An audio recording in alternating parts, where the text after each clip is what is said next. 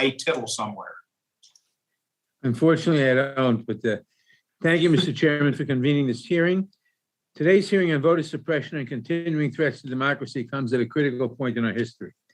For the past several weeks, the debate surrounding voting rights has been almost exclusively focused on Senate procedures.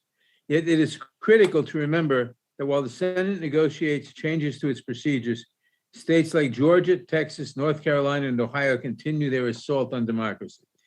Legislation to protect the fundamental right to vote in fair elections free from racial discrimination faces united obstruction from Republicans in the Senate.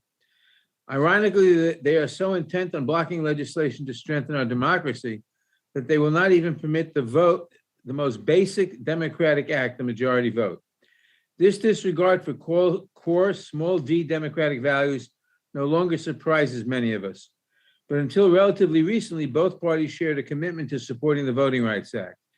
As President Biden pointed out in his recent speech in Atlanta, the Senate voted 98-0 to reauthorize the Voting Rights Act in 2006.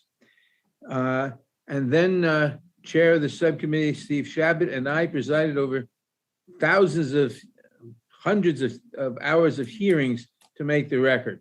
16 Republican senators who voted to reauthorize the act that year still serve in the Senate, but now they stand firmly in opposition.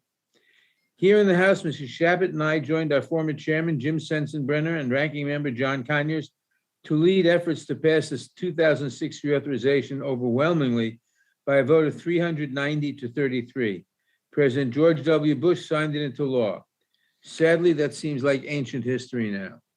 As the threat to voting rights evolved, for decades after the act's initial adoption, Congress continually updated and reauthorized the law on a strong bipartisan basis in response to less racially overt, but no less discriminatory threats to the right to vote. For example, Section 2 of the Act, which will be a primary focus of today's hearing, was amended on a bipartisan basis in 1982 to address attempts by state to dilute the strength of minority voting power through the redistricting process and the other changes to the methods of election on the federal, state, and local level.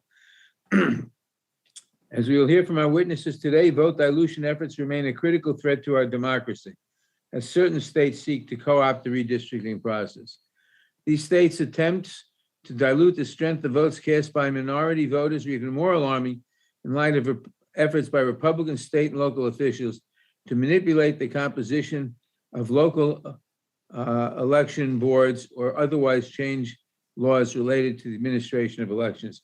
And I must comment here on remarks made by Mr. Roy, who said that many states have harmless laws. How, in Georgia, for instance, and in other states, precincts and drop boxes are deliberately being reduced in minority areas so as to produce long lines, and then they make it a criminal offense to offer a sandwich or a drink of water to someone waiting online.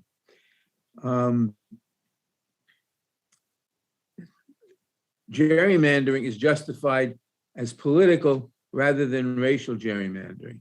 And yet we see, as Chairman Cohen noted, the racial motivation and the racial impact of these gerrymandering. The potential cumulative result of these various changes to voting procedures and district lines, if they remain in place, is a serious reduction in minority voting strength and reduction in Black, Latino, and other minorities' representation and participation in government at every level. An elected government that does not accurately reflect the participation of American voters, all American voters, regardless of race, is no true democracy. In response to these efforts, Congress must do once again what it has done repeatedly on a bipartisan basis for decades since 1965, update and strengthen the Voting Rights Act to ensure that all Americans can continue to vote and participate in our democracy. Yet this time, we have been met with total obstruction.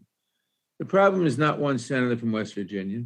The problem is a political party, the Republican Party, that has given into cynicism and adopted the worst arguments of those who opposed the passage of the act in 1965, all to gain some marginal political advantage.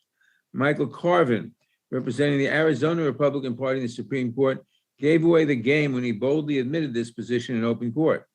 In response to a question from Justice Amy Coney Barrett about why his party had an interest in defending strict voting restrictions that were alleged to violate Section 2, he commented that eliminating them, quote, puts us at a competitive disadvantage relative to Democrats. Politics is a zero-sum game, and every extra vote they get through an arguably unlawful interpretation of Section 2 hurts us, unquote. He wants to weaken voting rights because it will help him win. It's that simple.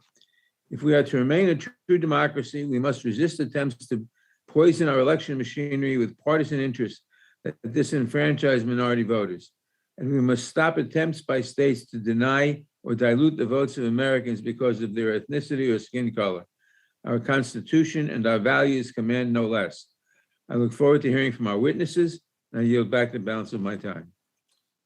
Thank you, Mr. Chair.